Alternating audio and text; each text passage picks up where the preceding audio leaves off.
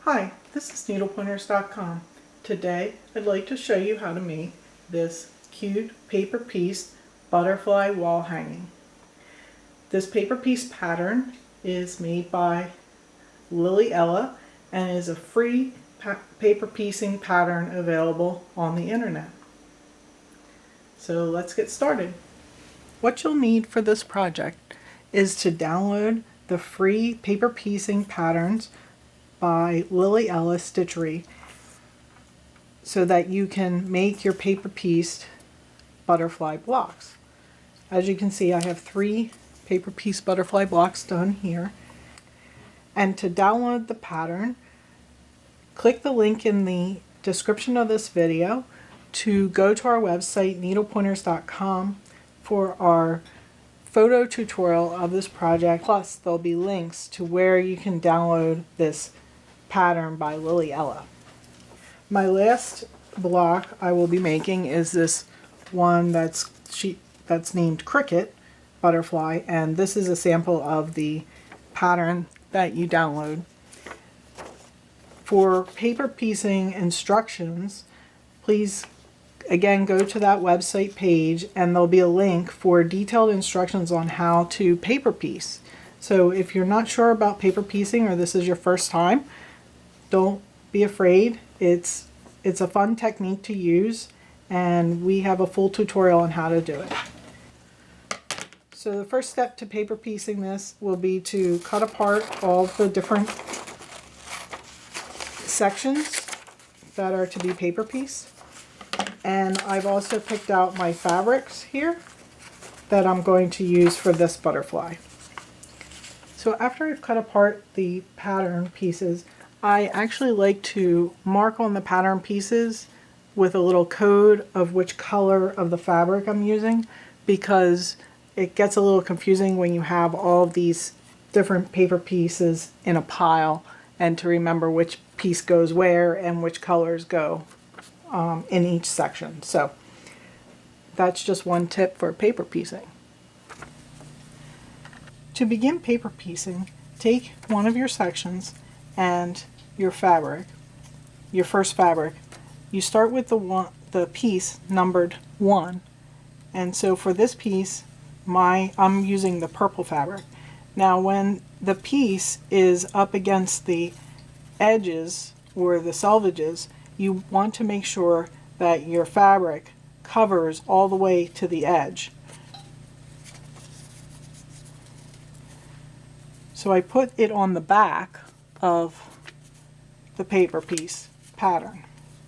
And then the next one I am going to be piecing on is number 2.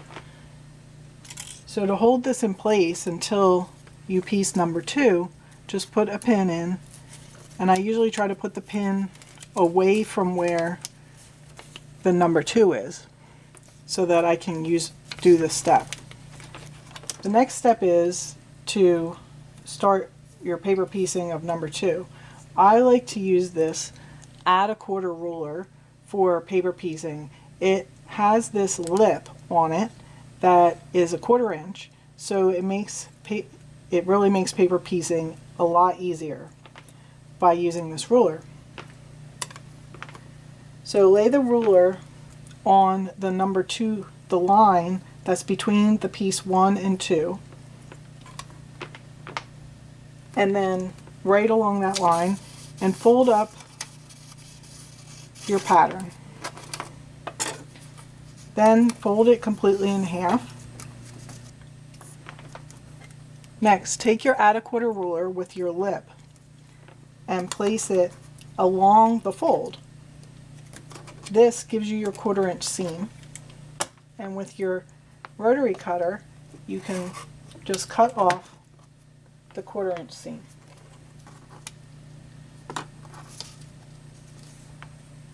So as you can see, I now have a 1/4 inch seam there.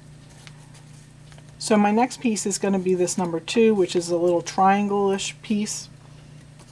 And you can, with paper piecing, you can use up tons of little scraps. So as I'm paper piecing, I'm always saving all my scraps until they get to be pretty tiny.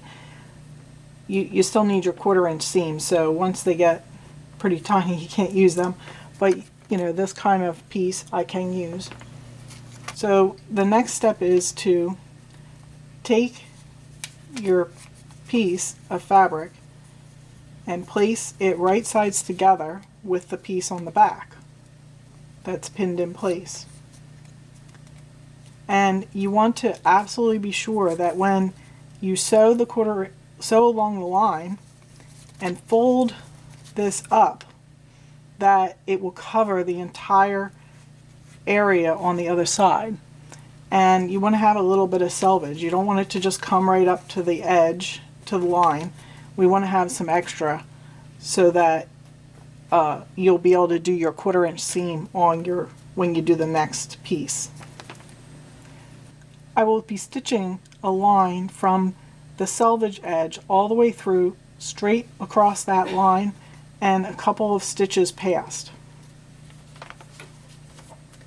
When paper piecing, you use your straight stitch on your sewing machine, and usually, especially if you're piecing small pieces together, like little short amounts, you will change your stitch length to be just a little bit shorter than the normal stitch length.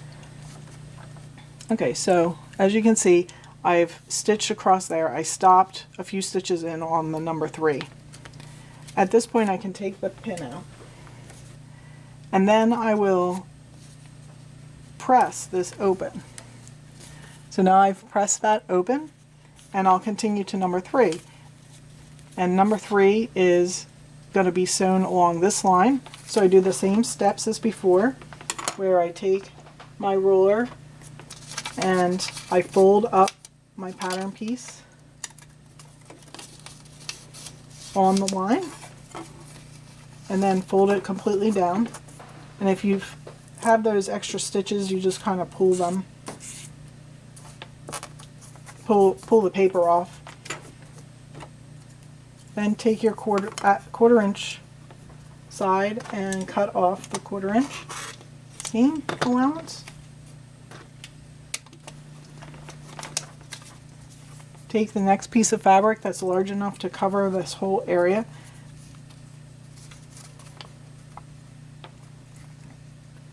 and place it right sides together on the back and sew the last seam.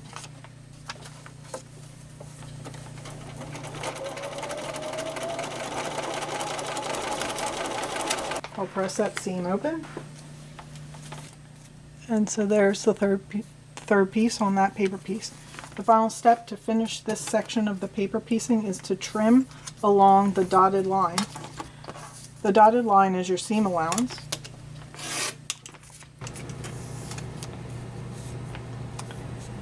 And there's one section finished. Once you get all the sections with the pieces on them, then the instructions for the paper piecing pattern will usually tell you which letters to put together in what order.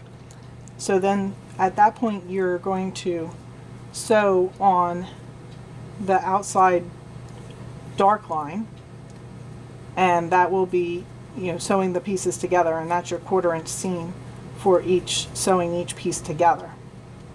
And after you sew each together, you press it. So if you need more information on the paper piecing part of this, please go to our website and find that link to the full paper piecing tutorial, as this was just a quick overview of paper piecing. And if you have any other questions, be sure to put a comment in our video and we will be sure to answer your questions. I'm going to continue paper piecing the rest of this butterfly, and I'll be back after I'm done. So I've completed the last butterfly. Here it is. And the next step is that I will put this fabric as border in between each the butterflies, going this way and this way. So I've cut 1.5 inch strips, which will make a 1 inch border. Take one of the strips and line it up with raw edges together, right sides together, and sew a 1/4 inch seam to sew on the strip.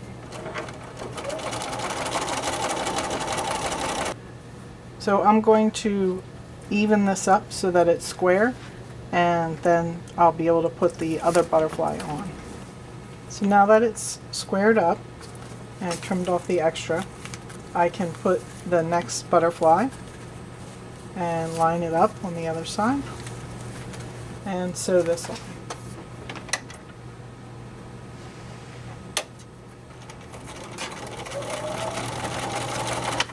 So there's the 2 butterflies together. I'll do the same process with the other 2 butterflies. Okay, so now I have the middle strips on each of the butterfly blocks, and I will next sew this strip on to the bottom of the top 2 butterflies, press it, and then sew it onto the bottom 2 butterflies onto the other side of the strip. So as you can see, I have the middle border on. Next I'll take my last 2 strips and I will add them to the top and the bottom, and then also to the 2 sides. And I'll do the top and the bottom first, and then I'll put them on the 2 sides, because the 2 sides then will be a little bit longer. So I'll be back after I finish that. So as you can see, I have my borders on, the in-between borders and the borders around the whole thing. I do have some extra fabric here, and I will use my ruler and rotary cutter to square this up.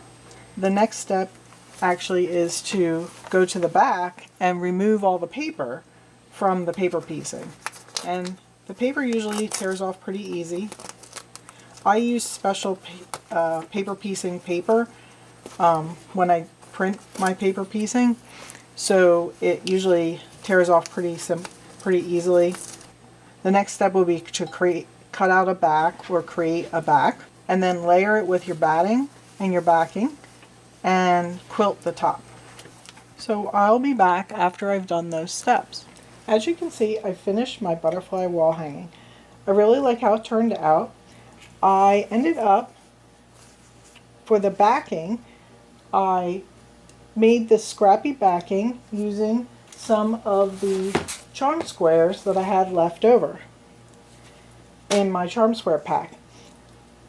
I have a tutorial on how to make this scrappy backing, so if you would like to learn more about this, please click the link in the iCard or the link in the video and go to our website where you'll find more information on that video tutorial. After I put the scrappy backing and layered it with my batting in between, I quilted the top, and I ended up doing kind of like a stipple quilting around the butterflies in the white area with a white thread on the front, and I used a variegated thread on the back. When I centered the top on the backing, I had about 1 inch left over all the way around. For finishing, I was thinking of doing a scrappy binding.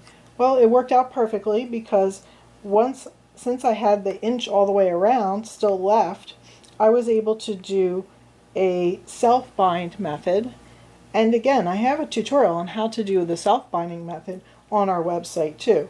So that made this so easy. I just folded it over and around and top stitched, and I had a finished wall hanging. I will add either a little sleeve or a couple little hooks on the back for hanging that on my wall.